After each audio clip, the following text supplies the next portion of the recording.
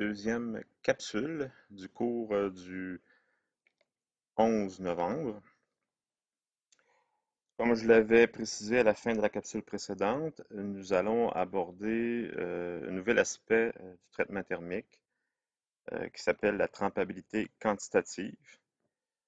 Euh, et dans la trempabilité quantitative, ce qu'on fait, c'est que vous savez que j'avais déjà exprimé ou expliqué que les aciers, il y avait de nombreux alliages contenant différents éléments d'alliage dans des teneurs qui peuvent varier d'un acier à l'autre, particulièrement le chrome, le molybdène et le nickel, qui sont à peu près les trois principaux éléments d'alliage, outre le manganèse et le silicium et le carbone, qu'on va retrouver le plus souvent dans les aciers. Et le rôle principal de ces trois éléments d'alliage-là, c'est de faciliter l'apparition de la martensite lors des opérations de trempe de ces aciers afin d'aller chercher le maximum de résistance mécanique qu'un acier est capable de nous donner. Donc, autrement dit, le maximum de martensite. On sait que c'est la martensite qui est la phase la plus dure de l'acier.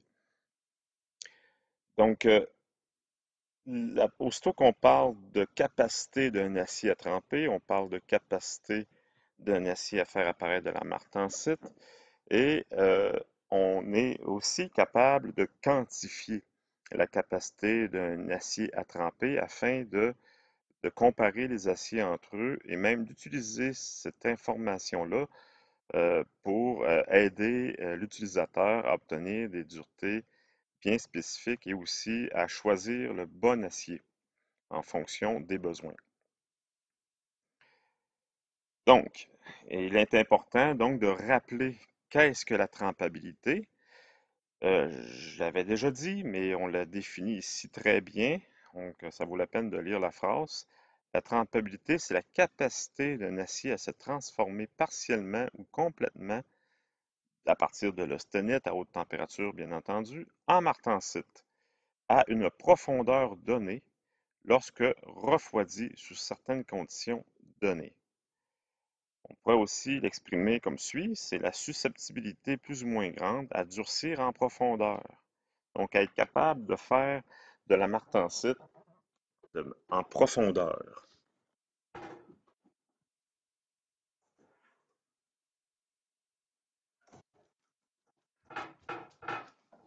Excusez-moi pour le petit contretemps. Donc, les éléments d'alliage versus la trempabilité. On a parlé tantôt du chrome, molybdène, nickel particulièrement. Donc, on sait déjà, on l'avait vu à travers, lorsque j'expliquais à la fois les diagrammes TRI au début de la session, les diagrammes TRC, je vous avais déjà exprimé le fait que les éléments d'alliage permettent de tasser vers la droite les courbes de TRI, par exemple, afin de dégager plus d'espace pour la zone d'austenite instable et de donner le temps à l'acier de se transformer en martensite. Donc, les éléments d'alliage provoquent en général un ralentissement du taux de transformation de l'austenite. Ils stabilisent l'austenite, donc permet à l'austenite de demeurer plus longtemps à plus basse température dans l'acier sans se transformer en phase d'équilibre, de manière à lui donner la chance de se transformer en martensite pour des températures plus basses, soit à partir du MS. Les points de transformation des diagrammes TTT, lire ici. Bon, ça pourrait être aussi diagramme TRI parce que je rappelle ces deux synonymes, TTT et TRI, ça fait référence au même diagramme qu'on a vu au début de la session. Sont donc déplacés vers la droite, vers des temps plus longs, autrement dit, et le temps de trempe est augmenté. Vous avez un graphique à droite qui représente le diagramme d'équilibre, mais dans le fond, vous ne voyez pas le diagramme d'équilibre. Ce qu'on vous montre ici, c'est l'effet de certains éléments d'alliage qu'on voit les plus souvent dans les aciers sur la température de transformation eutectoïde. Lorsque la température de transformation eutectoïde elle est rabaissée, parce qu'en mettant des éléments d'alliage, on abaisse ou on remonte, tout dépendant de l'élément qu'on ajoute, la température eutectoïde. Lorsque cette température étectoïde-là, elle est rabaissée, ça revient à dire que l'austenite, elle est plus stable. La zone austénitique, elle est en haut de 723. Donc, si on abaisse la température de transformation 723 à à des températures plus basses, ça veut donc dire que on préserve pour des températures plus basses l'austenite. Et on sait qu'on a besoin de l'austenite pour former de la martensite. Donc, il s'agit de préserver l'austenite pour des températures plus basses tout au long du refroidissement pour faciliter l'apparition de la martensite. Et certains éléments d'alliage vont donc permettre de rabaisser cette température-là lorsque mélangés au fer dans la matrice métallique. C'est le cas, par exemple, du nickel et du manganèse. Donc, le nickel et le manganèse, eux, ils augmentent la trempabilité en abaissant la température étectoïde. Donc, comme ça, l'acier devient plus facile à tremper. Euh, À l'inverse, d'autres éléments ont comme effet d'augmenter la température de transformation étectoïde. C'est le cas du chrome, du molybdène et du vanadium. Le molybdène et le chrome vont faciliter l'apparition de la martensite de manière autrement. Ils vont empêcher la formation de cémentite parce que ce sont des éléments fortement carburigènes. Donc, ils vont aller augmenter la trempabilité d'une autre façon. Le nickel et le manganèse l'augmentent en stabilisant le sténite, tandis que le molybdène, notre chrome, stabilise le sténite en retardant la formation de cémentite de carbure de fer parce que le molybdène et le chrome ont aussi une affinité avec le carbone. Donc, voilà.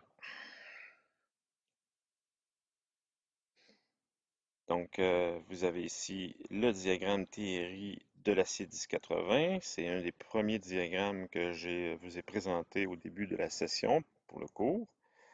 Lorsque on ajoute des éléments d'alliage, donc si on démarre à partir du 1080 qui ne contient pas d'éléments d'alliage, si on ajoute du chrome, du nickel ou du molybdène, ce que ça a comme effet de manière générale, ça tasse les courbes de transformation vers des temps plus longs, soit par la droite, et ça abaisse aussi les températures de transformation. Donc la courbe, elle est tassée vers la droite, elle s'abaisse aussi pour des températures plus basses, donc elle prend le sens des flèches, elle se déplace dans le sens des flèches, donc à la fois vers la droite et vers le bas. Et le MS est aussi, de manière générale, rabaissé pour des plus basses températures aussi. Donc, une autre façon ici vous avez les courbes de début de transformation, diagramme TTT. Donc, un pourcentage d'éléments d'alliage bas. Donc, la courbe est plus vers la gauche, vers des temps plus courts, tandis que lorsqu'on ajoute plus d'éléments d'alliage, donc pourcentage élevé, la courbe est tassée vers la droite et vers le bas. Maintenant, l'essai Gemini pour mesurer la trempabilité. Donc, l'intérêt principal de la trempabilité, donc le sujet central, disons, de la trempabilité, se rattache à un essai bien particulier en métallurgie qui se nomme l'essai Gemini ou l'essai de trempabilité. Donc, je vais vous expliquer l'essai. Si j'ai le temps d'ici la fin de la session, parce que je vous ai dit qu'on pourrait consacrer un dernier mardi après-midi, entre autres pour de la révision, mais je pourrais aussi en profiter pour vous faire une démonstration d'un essai Jomini qui consiste à mesurer la trempabilité d'un acier. Donc, je vous explique l'essai Jomini. On a recours à un échantillon normalisé. C'est une tige cylindrique d'un diamètre très précis de 1 pouce de diamètre et de 4 pouces de longueur. À chacune des extrémités, à une des extrémités, la surface elle est polie et plane, et à l'autre extrémité, on va souder une petite plaque métallique de manière à ce qu'elle puisse servir de support. Bon, là, ce que je vais faire, habituellement, ce que je fais ici, lorsque j'explique un essai Gemini, j'y vais tout simplement avec une animation, parce que sinon, c'est pas très clair comme essai. Donc, avec une animation, par contre, ben, ça va s'éclaircir. Et là, je vais tout simplement accéder le petit film qui est ici. Et voilà. Donc, l'essai Gemini, elle est normalisée selon ASTM. L'essai Gemini est relatif à la norme ASTM A255. Donc, une norme ASTM, c'est un peu comme une recette qui impose des paramètres et des façons de faire lorsqu'on fait toutes sortes d'analyses dans le domaine de la métallurgie, que ce soit de l'analyse chimique, euh, la façon aussi de fabriquer certaines pièces, les traitements thermiques sont normalisés aussi. Donc, une norme ASTM, c'est un peu comme un code, euh, un code de façon de faire, avec des paramètres qui sont particuliers, qui sont imposés de manière à ce que lorsqu'on fait un essai ou lorsqu'on fait un test, on demande à deux personnes différentes, à deux endroits différents de faire le test, puisque les deux personnes puissent arriver au même résultat, puisqu'ils ont fait les choses de la même façon en utilisant les mêmes paramètres. Donc, c'est relatif à la norme ASTM de A255.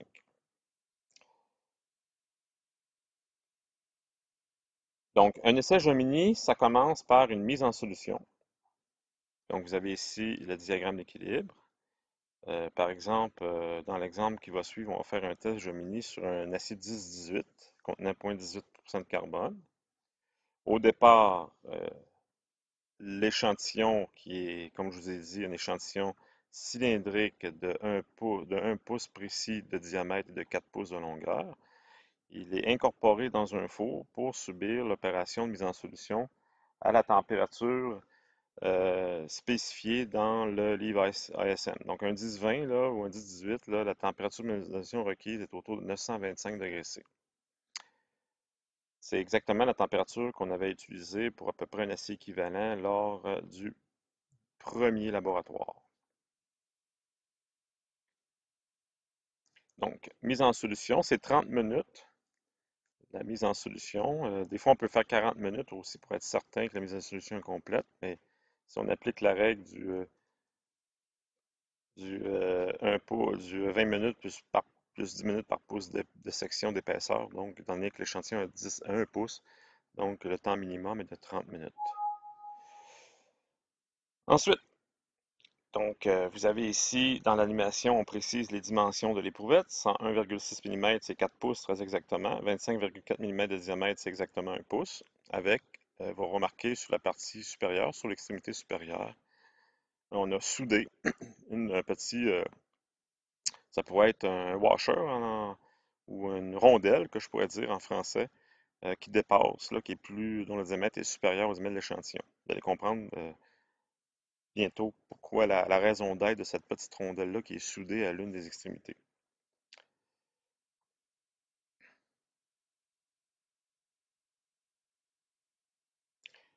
Donc, pour faire un essai Gemini, là, excusez-moi, c'est en anglais, mais je vais traduire. On va tremper l'échantillon, on va sortir la pièce du four au bout de 30 minutes et rapidement, on va refroidir qu'une seule des extrémités. Donc, soit en l'occurrence, l'extrémité inférieure de l'échantillon que vous avez vu tantôt. Donc, pas l'extrémité sur laquelle on a soudé une rondelle, mais l'autre extrémité. Donc, c'est seulement cette extrémité-là qui va être en contact avec de l'eau. Donc, on va utiliser un jet d'eau positionné de telle sorte qu'il va refroidir uniquement l'extrémité de la tige. Ce que vous voyez ici, c'est un dispositif à essai Gemini qui va donc permettre de faire un jet d'eau de manière à refroidir uniquement l'extrémité de la tige. Donc, ce que vous voyez ici, donc au milieu, vous voyez un embout, le bout d'un tuyau. C'est par là que l'eau va sortir. Et vous avez l'entrée d'eau dans la partie inférieure, bien entendu, on a besoin d'eau. Et regardez comment l'essai va s'effectuer. Donc, il y a un réservoir d'eau qui permet d'accueillir l'eau, bien entendu, pour que ça se déverse par terre. On a une valve qui permet d'acheminer l'eau. On peut contrôler le débit d'eau. Vous voyez ici la fontaine d'eau. Lorsqu'on fait couler l'eau, l'eau coule par le haut et ça fait une fontaine. La colonne d'eau qui est créée lorsque l'eau coule comme ça, la hauteur à laquelle l'eau doit monter, elle est normalisée. C'est une façon de contrôler le débit d'eau. Donc 63,5 mm à peu près. Il faut donc mesurer avant de faire l'essai Gemini, pendant qu'on laisse couler l'eau, la hauteur de la fontaine d'eau. Donc si elle est trop élevée, on baisse le débit en jouant sur la valve. Si elle est trop faible, on peut augmenter le débit en jouant encore une fois sur la valve d'entrée. Et pourquoi on doit contrôler cette hauteur de fontaine d'eau-là? Parce que ça influence la, la vitesse de refroidissement. Donc le débit d'eau, bien entendu, plus il y a d'eau qui va arriver, plus il y a d'eau fraîche, plus le débit va être élevé, plus le refroidissement va avoir tendance à être rapide. Et l'inverse est vrai aussi, si le débit d'eau est trop faible, le refroidissement va être plus lent. Donc je rappelle, c'est un test normalisé. Donc il faut que chaque personne puisse arriver au même résultat. Il faut donc que chaque personne utilise à peu près le même débit d'eau.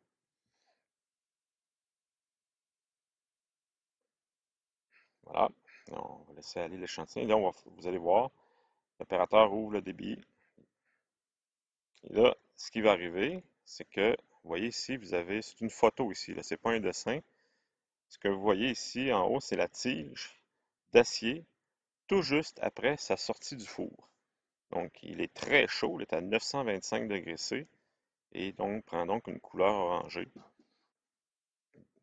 Et le dispositif Gemini est conçu de telle sorte que le bout inférieur de l'éprouvette, c'est elle qui va être trempée. La fontaine d'eau va arriver en contact avec le bout inférieur. Et il faut que la distance entre le bout inférieur de l'échantillon et le bout dispositif d'entrée d'eau soit de exactement un demi-pouce ou encore 12,7 mm. Encore là, ça c'est obligatoire parce que cette distance-là peut modifier les conditions de trempe.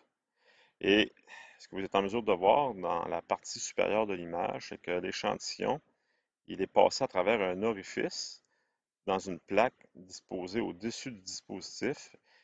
Et lorsqu'on retire l'éprouvette du four, on va aller insérer l'éprouvette par l'orifice et l'éprouvette va être maintenue en place comme ça de par la plaque de la rondelle de métal qui aura été préalablement soudée. Donc maintenant, vous comprenez la raison d'être de la rondelle qui avait été soudée sur l'échantillon avant la mise au four. Donc, on va laisser aller l'animation pour que vous puissiez être témoin d'un essai Jomini. Donc, vous voyez, ici, OK, ben avant, je vais expliquer le principe ici. C'est que lorsqu'on va avoir placé l'éprouvette, automatiquement, la fontaine d'eau va se mettre en action et va tremper l'extrémité. Vous voyez que tout le côté latéral n'est pas en contact avec l'eau, seulement l'extrémité ronde de l'échantillon. Bien entendu, ce qui va tremper, c'est l'extrémité, mais pas seulement l'extrémité. Donc, tout l'échantillon va refroidir sur toute sa longueur. Mais plus on s'éloigne de l'extrémité qui est en contact avec l'eau, plus le refroidissement va être lent. Donc, on voit ici des chiffres qui correspondent à des vitesses de refroidissement en degrés Celsius par seconde. Donc, il est indiqué à peu près ici 315 sur l'extrémité de l'échantillon. Un petit peu plus loin, on a 50, 28, 17, 10, 5, et voilà. Au fur et à mesure que vous vous éloignez, ben, la vitesse de refroidissement est de plus en plus lente. Parce que, bien entendu, l'énergie qu'il y a dans l'échantillon, ben, ce qu'on fait, c'est qu'on force un refroidissement dans le sens de la longueur de l'échantillon, dans le sens axial. Et donc, on va donc, vous me voyez venir, là, vous voyez le principe, c'est qu'on sait que la vitesse de refroidissement va faire en sorte de faire apparaître différentes phases. Les refroidissements très rapides, on va voir qu'elle demeure en site. Et au fur et à mesure qu'on va s'éloigner de l'extrémité et que le refroidissement va être de plus en plus lent, ben, il y a des endroits où on va voir apparaître des phases d'équilibre et la dureté va être de plus en plus faible. On va donc créer un profil de dureté sur la longueur de l'éprouvette.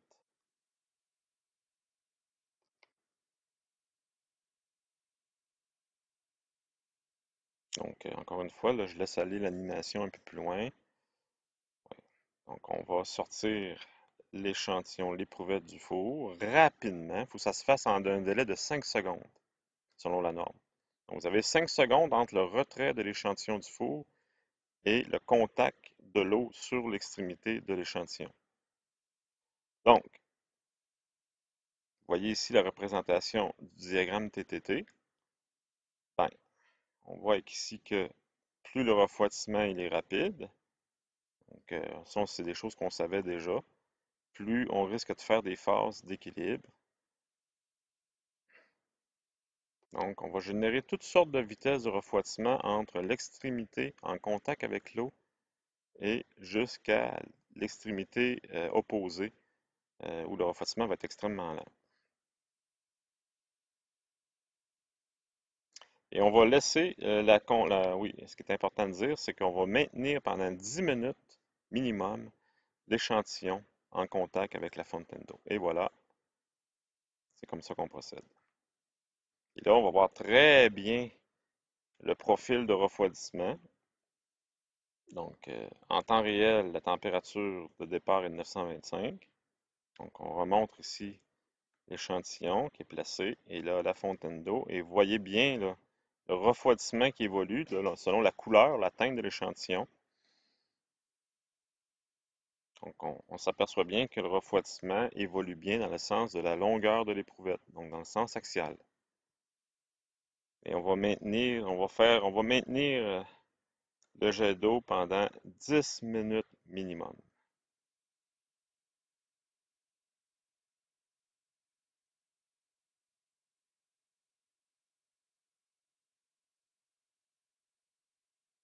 Donc, heureusement, là, nous, on n'aura pas à attendre 10 minutes. On fait semblant qu'on a terminé. Et après ça, qu'est-ce qu'on fait? Bien, on retire tout simplement l'éprouvette du dispositif. Et après, qu'est-ce qu'on fait? Par usinage, on va enlever du métal, faire ce qu'on appelle un méplat.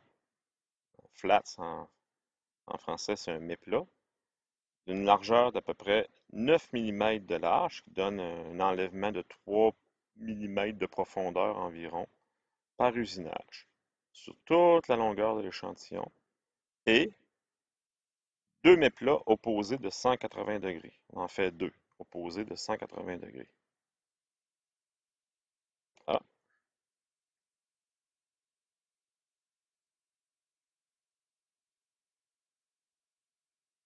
et qu'est-ce qu'on va faire sur le méplat? On va prendre des mesures de dureté à différentes distances à partir de l'extrémité trempée. Donc, on va prendre des mesures des duretés Rockwell-C. Parce que là, on parle d'acier trempé, donc ça prend un bon pouvoir de pénétration, donc Rockwell-C. Donc, on place l'échantillon. Vous voyez, là, l'opérateur a placé l'éprouvette sur un dispositif qui s'appelle un équitron. Donc, vous voyez ici avec la petite roulette à droite. Donc, ça s'appelle un équitron qui est lui-même placé sur le plateau de l'appareil de dureté. Vous avez le pénétrateur ici qui est en haut, un cône de diamant. Il va y avoir une charge de 150 kg force qui va être appliquée pour chaque empreinte. C'est le principe du Rockwell-C. L'équitron, il sert à quoi? Il va servir, il y a deux rôles, de maintenir en place l'éprouvette sans qu'elle bouge lors des prises de dureté et de déplacer l'éprouvette à des intervalles de distance bien précises. Donc, ce qu'on va faire, c'est qu'à partir de 1 mm environ de l'extrémité, on va prendre une première empreinte de dureté. Bien entendu, vous voyez que l'échantillon il bouge un peu dans l'animation, ça c'est pas supposé. Actuellement, l'échantillon est très immobile, là. Il a été mal fixé manifestement lors du film. Et là, on nous montre 31,6 recoilcé. Ben, c'est pas beaucoup. C'est vraiment pas beaucoup. Pourtant, là, on a pris une empreinte là où c'est supposé être le plus dur. Là, mais c'est parce que c'est un acier à faible teneur en carbone. Donc, pour faire la démonstration, le film, l'animation ont décidé de prendre un acier qui ne contient pas beaucoup de carbone et qui a aussi une faible trempabilité. Donc, c'est pour ça qu'on obtient des valeurs faibles de 31,6. Ce n'est pas un acier fait pour être trempé. Mais pour l'animation, ils ont quand même choisi cet acier-là. Et là, l'opérateur, ce qu'il fait, c'est que il donne, vous voyez, il a fait un tour complet. Et quand on fait un tour complet, on déplace, on dit l'échantillon. Donc le dispositif, il est déplacé vers la droite de manière à faire en sorte de nous permettre de prendre une deuxième empreinte de dureté. Et la distance qui sépare chaque empreinte, lorsqu'on fait un tour complet sur un équitron, c'est exactement 1/16e de pouce. Donc là, l'opérateur va prendre une autre dureté à 1/16e de pouce de l'empreinte précédente. Là, la dureté va probablement baisser parce que plus on s'éloigne de la surface trempée, plus le refroidissement a été lent et plus les duretés vont être faibles. Oh, 50,6 ici. Donc, ce qui est arrivé, c'est que probablement que l'extrémité de l'échantillon, il y a eu une décarburation dans le four. Donc, l'opérateur a pris la première dureté, il l'a pris trop près. Il aurait peut-être fallu qu'il prenne à 1/8e. Donc là, on serait débuté à une dureté plus grande.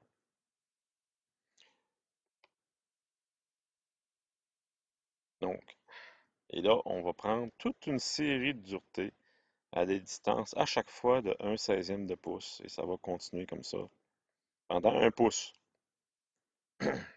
Donc, 30 mesures de dureté au total. Donc, ce que vous voyez, c'est que sur le méplat, vous voyez une série de duretés espacées de 1/16e de pouce. Et après, plus loin, on a décidé, ben, pas qu'on a décidé, mais on le fait tout le temps, à 1/8e de pouce. Donc, selon la norme, il faut au moins prendre des duretés dans le premier pouce de longueur. Ici, on l'a fait plus loin. Visuellement, on a fait presque sur 2 pouces, 1 pouce et demi ou 2 pouces, des mesures à toutes les 16e. Mais la norme exige qu'on doive prendre des mesures de dureté à toutes les 16e de pouce sur minimum 1 pouce. Et après, on peut en prendre à toutes les 1/8e. Normalement, on s'arrête à peu près à 3 pouces. Ou encore, lorsqu'on a 3 mesures de dureté qui ne changent plus du tout, on peut s'arrêter. Voilà. Et qu'est-ce qu'on fait avec ça à la toute fin? Ben, ça nous fait une série de données. On peut placer les valeurs de dureté obtenues, représentées sous l'échelle verticale, rockwell C, et selon la distance par rapport à l'extrémité, en pouces ou en millimètres. Ici, on a décidé de le mettre en millimètres. Donc, la distance par rapport à la surface trempée. Et on voit que la dureté chute progressivement au fur et à mesure qu'on s'éloigne de la surface trempée. C'est normal parce que plus le refroidissement il est lent, moins on fait de martensite. Donc, plus on fait de phases d'équilibre qui donnent des duretés plus faibles. Voilà. Et ce que vous voyez là, le résultat d'un test Gemini, ça s'appelle une courbe Gemini ou une courbe de trempabilité, qui est un outil qui peut servir. Donc, la courbe de Gemini va représenter un outil qui va permettre à l'utilisateur de déduire la dureté en fonction de la taille des échantillons et en fonction aussi des milieux de trempe. Je reviens à mon PowerPoint. Maintenant, vous savez que c'est quoi un essai Gemini. On va maintenant mettre l'accent sur l'utilisation de la courbe Gemini. Comment on va utiliser une courbe Gemini pour obtenir ce qu'on veut. Ce que vous faites, c'est que vous venez dans mon cours pour être capable, autrement dit, de connaître les recettes et les outils qui vont vous permettre d'obtenir des duretés précises à des endroits précis sur des pièces précises avec des alliages précis. Donc, la courbe Gemini va faire partie des outils. C'est un outil supplémentaire qui va permettre à l'utilisateur d'avoir ce qu'il veut. Mais auparavant, il faut comprendre que la courbe Gemini, elle est obtenue à partir d'un refroidissement sur une seule surface d'un échantillon. C'est un test. Ce n'est pas une vraie trempe. Donc, il faut se rendre compte qu'on devra utiliser ce qu'on appelle une notion de correspondance pour correctement utiliser les courbes Gemini. Quand on fait un traitement thermique normale. Imaginez que la tige d'acier de 4 pouces qu'on a utilisée tantôt, c'est une vraie pièce qui doit être trempée, qui rentre dans la fabrication d'un assemblage mécanique. Bien entendu, on ne trempera pas que l'une des extrémités. On va sortir la pièce du four et on va la plonger complètement dans l'eau ou dans l'huile.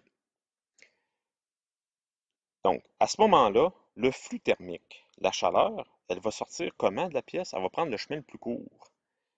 Donc, le flux thermique va se faire dans le sens radial, dans le sens du rayon, donc dans le sens des flèches. Vous avez une image qui représente la tige en bleu, et la chaleur va sortir, elle va prendre le chemin le plus court, c'est-à-dire sur les parois latérales de la tige.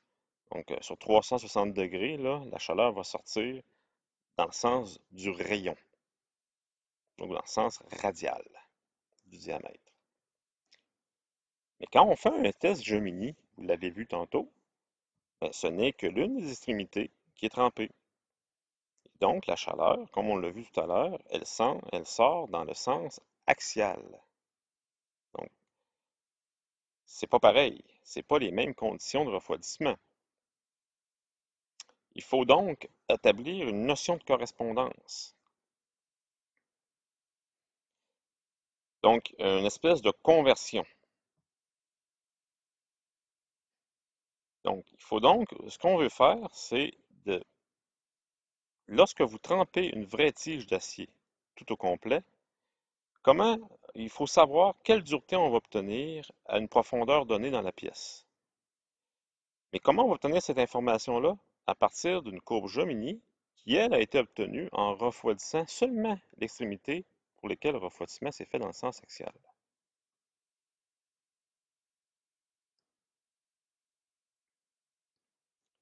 Je vais, pour mieux vous expliquer le principe, je dois passer par l'image qui est ici. Donc, cette image-là permet de faire le lien entre une courbe à Jomini, l'échantillon Jomini, sur lequel on a pris des duretés à des distances s'éloignant de la surface trempée, et les refroidissements, les courbes de refroidissement pour chacune des positions par rapport à l'extrémité, passant à travers la courbe TRC de l'acier faisant l'objet du test Gemini. Donc, vous voyez qu'à l'extrémité, donc la première empreinte de dureté, a subi un refroidissement tel que représenté par la courbe A à travers le diagramme. On voit bien que le refroidissement a été rapide parce que c'est là que le jet d'eau est très près. Le refroidissement a été suffisamment rapide pour éviter de traverser le nez de la courbe, donc de faire apparaître des forces d'équilibre, de manière à conserver toute l'austenite pour faire que de la martensite. Donc, on a donc obtenu une dureté maximum à cet endroit-là. Et au fur et à mesure qu'on s'éloigne de l'extrémité trempée et qu'on prend des duretés à ces endroits-là, donc les refroidissements sont de plus en plus lents et on fait de plus en plus de forces d'équilibre, de moins en moins de martensite, et donc la dureté s'abaisse. Voilà. Donc ça, c'est une photo qui représente l'un de mes techniciens en train d'effectuer un essai Gemini, parce que dans notre département, on est bien entendu équipé pour faire ce genre de test-là, pour obtenir au final une courbe Gemini. Ici, c'est celle du 4630. Comme pour les diagrammes TTT, TRC, TRC modifié, chaque acier possède sa propre courbe Gemini. Vous avez trois courbes Gemini de trois aciers différents ici. Donc, vous avez celle du 4340, qui est plus haute. Vous avez celle du 4140. La différence entre le 4340 et le 4140, c'est que le 4340 contient, en plus du chrome et du molybdène, il contient du nickel, qui est un stabilisateur de l'austenite et contribue de manière importante à la trempabilité d'un acier. Donc, il en contient plus que le 4140 et encore plus que le 5140. Et vous avez le 5140, justement, pour lequel la courbe est plus basse. Et tout de suite, lorsque vient le temps de vouloir comparer la trempabilité de trois aciers, ben, il s'agit de comparer leur courbe Jomini.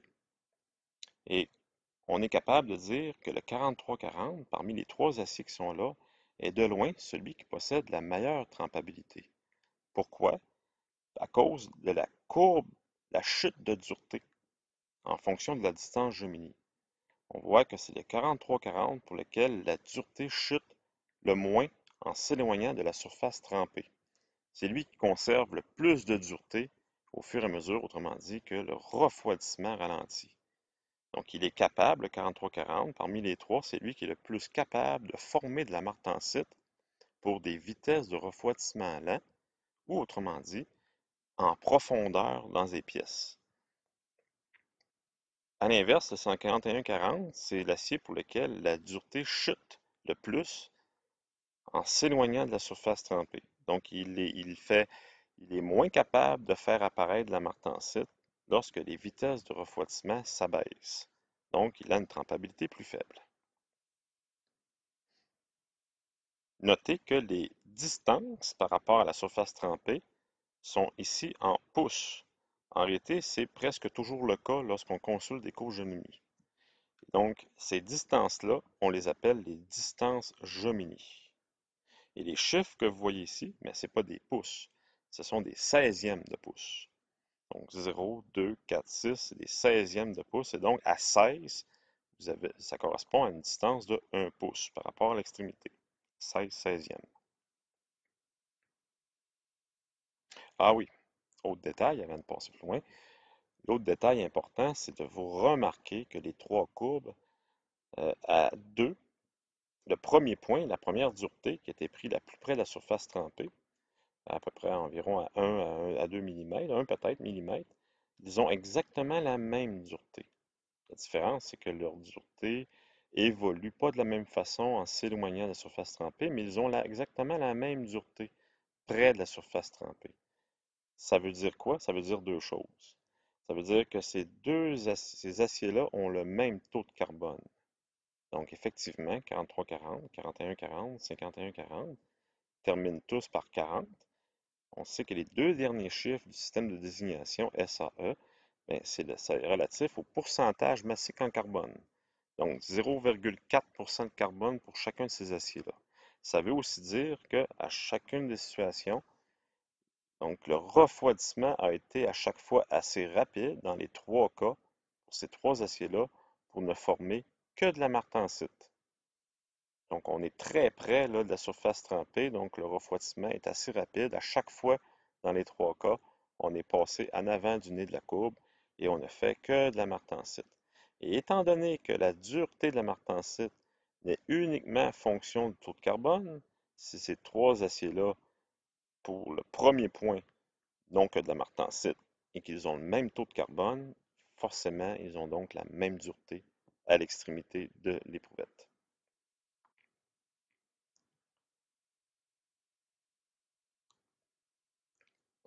Par exemple, ici, vous connaissez un diagramme TRC.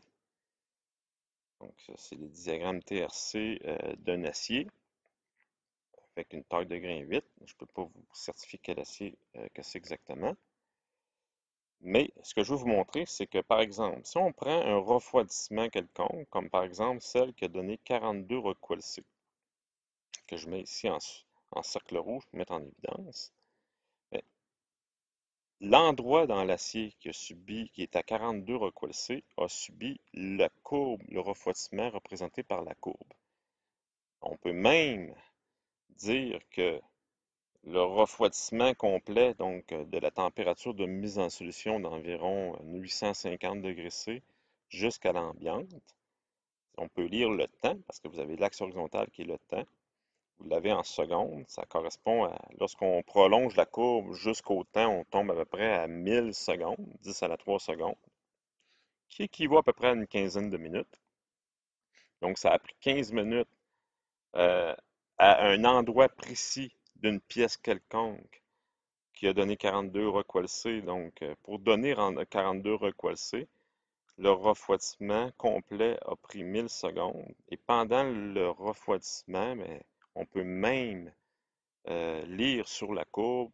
Donc, si on utilise la flèche rouge, on s'aperçoit qu'on a fait de la ferrite primaire. jusqu'à peu près, là, vous voyez le chiffre 2. Donc, à la sortie de la ferrite primaire, sur cette courbe-là, ça nous dit qu'on a fait 2% de ferrite primaire. On n'a pas fait de perlite parce qu'on ne traverse pas du tout la zone de la perlite qui est symbolisée par F plus C. Donc, on fait, tout de suite après la ferrite primaire, on produit de la bénite parce qu'on passe dans la zone bénitique, donc la fameuse zone en forme de casque, là. Je vous rappelle que c'est la bénite. Donc, F plus C, c'est ferrite cimentite, mais sous forme bénitique. Et là, on traverse et on touche au pointillé, qui, je vous le rappelle, représente 50% de transformation. On la devance à peine, et là, on lit le chiffre 40, qui veut dire qu'on a fait 40% de bénite. Donc, 42% de transformé au total, 40 plus 2. Donc, ça n'a rien à voir avec le 42 recoilcé. 40 plus 2, c'est 40% de bénite plus 2% de ferrite. Et après ça, on transforme le reste, la zénite, pas transformé encore, donc en l'occurrence 58, tout en martensite. Donc 58% de martensite. Donc, imaginez une pièce à un endroit précis, qu'on l'on trempe, à une profondeur donnée. Donc, imaginez une pièce de, je sais pas moi, 3 pouces peu importe la forme, là, qui est à 3 pouces de la surface, l'endroit le plus près, qui va subir ce refroidissement-là, qui va donner 42 recoilcés. Ben, il existe un point sur une éprouvette Gemini du même alliage qui aura donné 42 recoilcés, donc qui s'est refroidi à la même vitesse. Il y a donc une correspondance à faire entre la distance Gemini, c'est-à-dire l'endroit, la distance par rapport à l'extrémité trempée d'une tige Gemini qui a donné 42 recoilcés, et la profondeur par rapport à la surface d'une pièce de même acier qui aura lui aussi donné 42 recoilcés.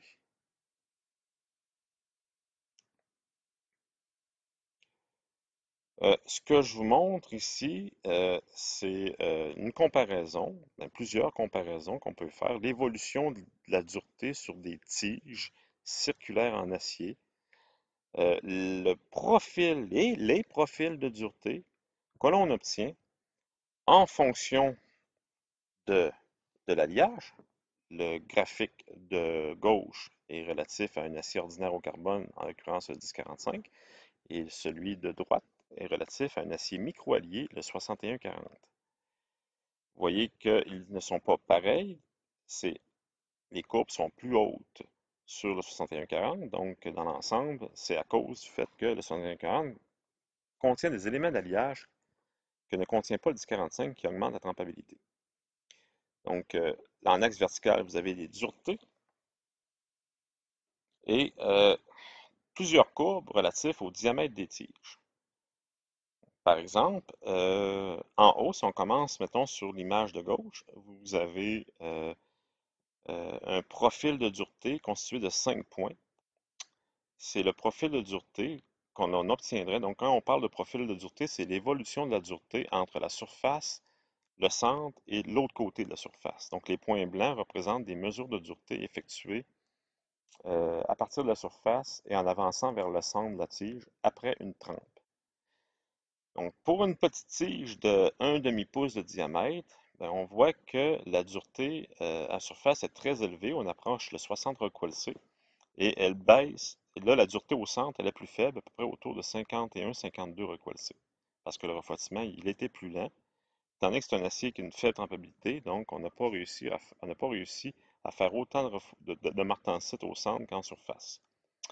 Et vous constatez que plus la tige elle est grosse, plus on augmente le diamètre d'une tige de 10,45, plus la dureté chute dans la partie centrale de la tige. Parce que la tige étant plus grosse, l'extraction de chaleur est moins efficace, donc on fait beaucoup moins de martensite parce qu'on passe à travers le nez de la courbe.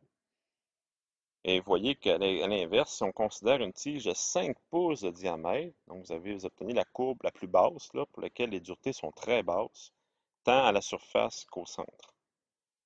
Donc, même pour une tige de 5 pouces de diamètre, là, la dureté à la surface, elle est très basse aussi. Pourtant, elle est en contact avec un milieu de trempe, comme pour une tige de 1 demi-pouce.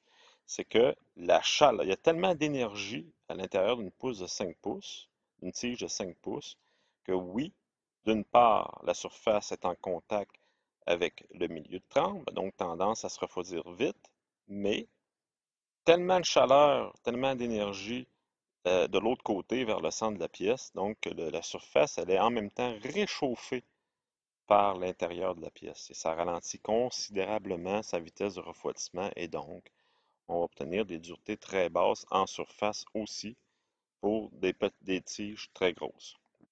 Voilà. Maintenant, je vous ai dit que maintenant je viens d'expliquer qu'on est capable, je vais vérifier entre autres le temps qui me reste. Là, attendez un instant, j'ai fait un petit tour, je vais juste sortir ici parce qu'il ne faut pas que je dépasse un certain temps. On est rendu à 45 minutes, parfait, je peux continuer encore un petit 15 minutes. Ah, le diamètre critique idéal, donc le abréviation DCI. Euh, ce que je viens d'expliquer, c'est que les courbes Jomini expriment la trempabilité d'un acier. Donc, c'est l'évolution de la dureté selon la vitesse du refroidissement. Un acier qui a une forte trempabilité, c'est un acier qui est capable de durcir même si le refroidissement il est lent. C'est la capacité d'un acier à faire apparaître de la martensite dure, même pour des faibles taux de refroidissement. Donc, aussi, ça revient à dire la capacité d'un acier à durcir en profondeur, même pour des pièces épaisses, massives. Il y a une autre façon de quantifier la trempabilité. Donc, je vous rappelle qu'on est dans un chapitre qui s'appelle trempabilité quantitative. Donc, on veut quantifier la trempabilité, donner un chiffre, un peu comme on est capable de le faire avec la résistance mécanique, la limite élastique, la ductilité. On est capable de mettre un chiffre pour comparer et exprimer le comportement d'un matériel.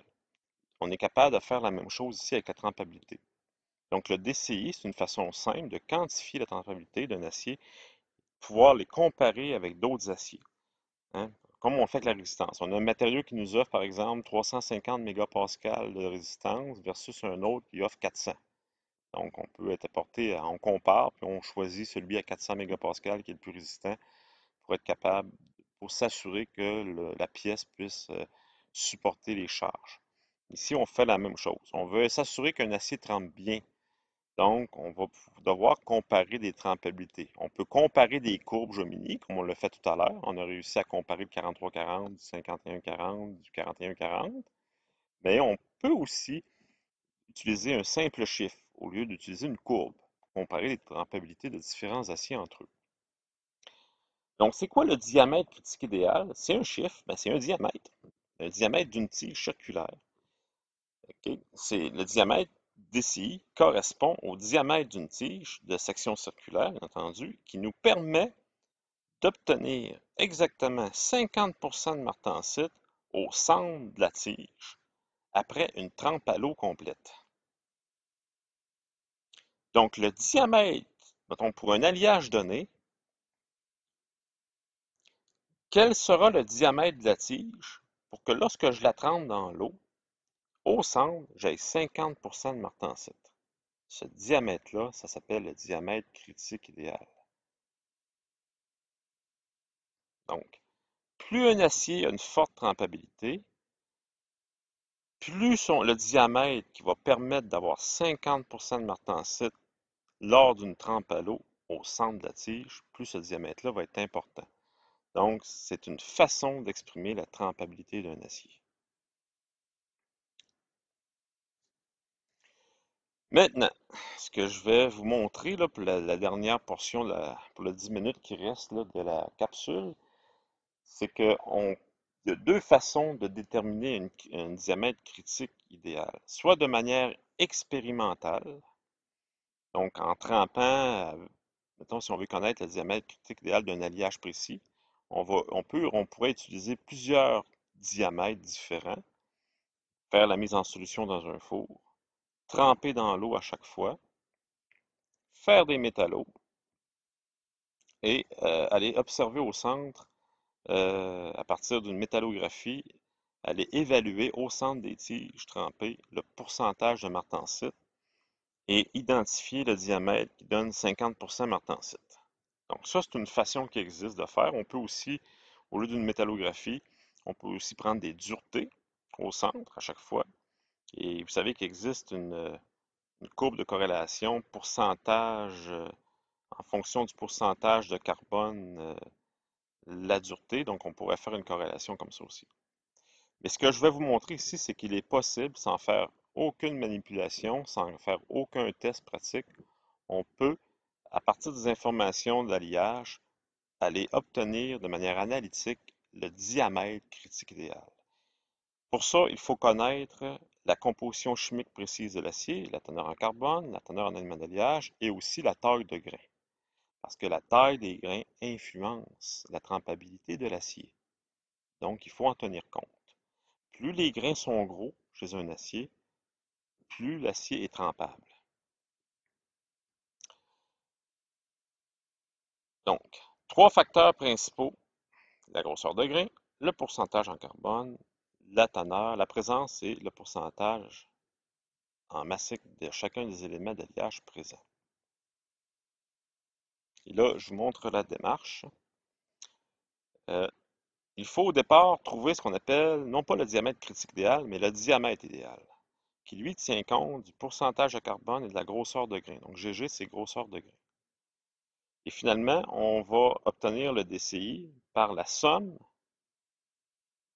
des différents facteurs par rapport au pourcentage de carbone, par rapport au pourcentage de chacun des éléments d'alliage et par rapport à la taille de grain. Donc, je vous fais un exemple pour plus de clarté. Par exemple, on veut déterminer analytiquement le DCI de l'acier 8640. L'acier 8640, dont la composition chimique correspond exactement à ce qui est exprimé ici. Donc, vous avez la composition chimique qui est là. Et le matériel a une taille de grain ASTM de 8. Donc, ça, c'est une façon d'exprimer des tailles de grain en nombre de teintes ASTM. Première étape, déterminer le DCI selon la formule que je vous ai présentée dans la diapo d'avant. Donc, il faut aller chercher des facteurs propres à chacun des éléments et en fonction de la taille de grain aussi. Donc, première étape, à partir d'une table qui s'appelle la table 3 de la feuille Jomini 1, on va aller trouver le DI qui lui dépend du carbone et de la taille de grain. Donc, je vous montre la table 3. Vous avez toute une série de chiffres ici. Donc, il faut aller choisir le bon chiffre. Ce qu'on fait, c'est que vous avez d'une part la teneur en carbone dans la première colonne. Donc, les chiffres que vous voyez, 0.01, 0.02, 0.03, ce sont des pourcentages massiques en carbone. Il faut aller identifier la teneur en carbone qui correspond à notre acier, qui est de 0.39. Donc, on doit travailler sur la ligne 0.39. Et puis, vous avez quatre colonnes, numéro 5, numéro 6, numéro 7 et numéro 8, qui sont relatifs aux tailles de grain, grain size, taille de grain. Donc, nous, on a une taille de grain 8. Donc, on s'en va donc sur la colonne taille de grain 8 à la ligne 0.39 et identifier la valeur numérique du nombre, qui est l'un des facteurs qui va servir à déterminer au final le DCI. Donc, 0,29. On retient ce chiffre parce qu'on va l'utiliser un peu plus tard. Ensuite, on va aller faire la même chose. B, à partir de la table 1, pour les éléments d'alliage, manganèse, silicium, nickel, chrome et molybdène, qui eux vont chacun avoir leur facteur en fonction de leur concentration massique. Et pour ça, il faut utiliser une autre table relative aux éléments d'alliage. Donc, vous avez la liste des éléments d'alliage ici, manganèse, silicium, nickel, chrome, molybdène. Le diagramme, il est divisé en trois. Donc, vous avez au départ, la première colonne, vous avez les pourcentages massiques, 0.01, 0.02. Ça se poursuit dans la partie centrale. Donc, en bas de la première partie à gauche, ça se termine à 0.55 et ça se poursuit au milieu, 0.56, 0.57 jusqu'à 1.2 et ça se poursuit dans la partie de droite, 1.22, 1.24, etc. Donc, on va à tour de rôle aller déterminer les facteurs pour chacun des éléments d'alliage présents. On peut commencer par le manganèse. Donc, le manganèse, lui, c'est 0.91. Donc, il s'agit d'aller, dans la colonne du manganèse et s'arrêter à la ligne 0.91. Donc, on tombe sur le cercle rouge que vous voyez au centre de l'écran. 0.91% de manganèse, ça correspond à 0.606. Donc, on retient ce chiffre-là. On va faire la même chose pour les 4 autres éléments. Donc, je peux le faire une deuxième fois, là. Et c'est la même chose à chaque fois. Silicium, 0.25. Donc, on s'en va à 0.25. La ligne, excusez, ici, à 0.25 sur la colonne silicium. Et on tombe sur le chiffre 0.07. Et on va faire la même chose pour les 3 autres éléments. Donc, on va avoir les 5 facteurs. Et on les additionne tous ensemble.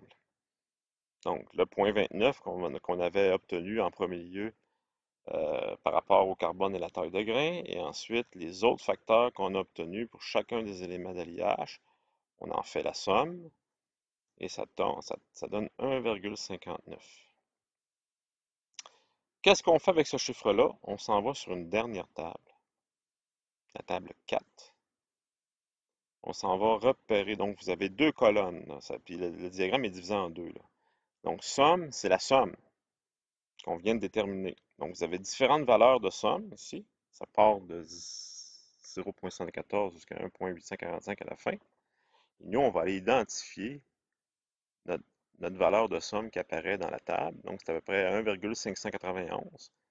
Et là, on va aller chercher le DCI.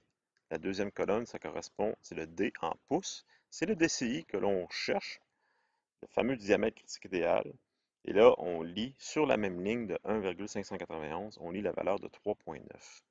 Donc, le diamètre critique idéal de notre acier, dans l'exemple du 8740, est de 3,9 pouces. Donc, quand on trempe un 8740, une tige circulaire de 3,9 pouces de diamètre en acier 8740, on va obtenir en son centre 50% de martensite. Donc, c'est ça, le DCI.